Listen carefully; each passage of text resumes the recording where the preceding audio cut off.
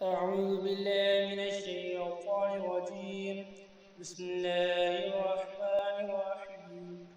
بخاری شریف کے ساتھ حدیث اور کتاب علم کی نویں حدیث ہے.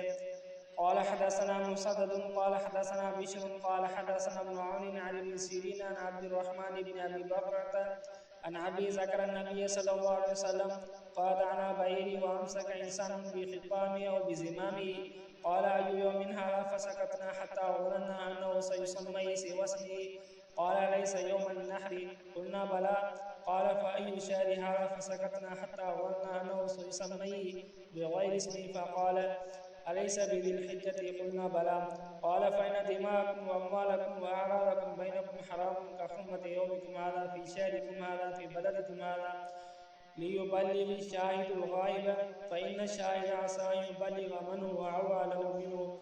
ابو بکر رضی اللہ عنہ سے روایت ہے کہ مینا میں 10 ذی الحج کو نبی صلی اللہ علیہ وسلم اپنی اونٹنی پر سوار تھے اور ایک شخص آپ صلی اللہ علیہ وسلم کی اونٹنی کی نکیل یا لگام پکڑے کھڑا تھا. آپ صلی اللہ علیہ وسلم نے لوگوں سے فرمایا یہ کون سا دن ہے؟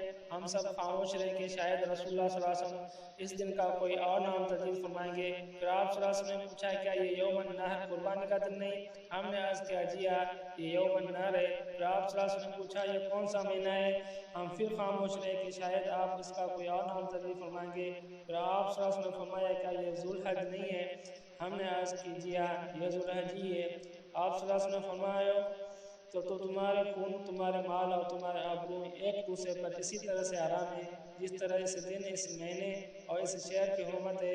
لہذا اے لوگوں میرا یہ پیغام ان لوگوں تک پہنچا دو جو یہاں نہیں ہے اس لیے کہ ممکن ہے وہ اس بات کو آپ سے زیادہ یاد رکھنے والے ہوں.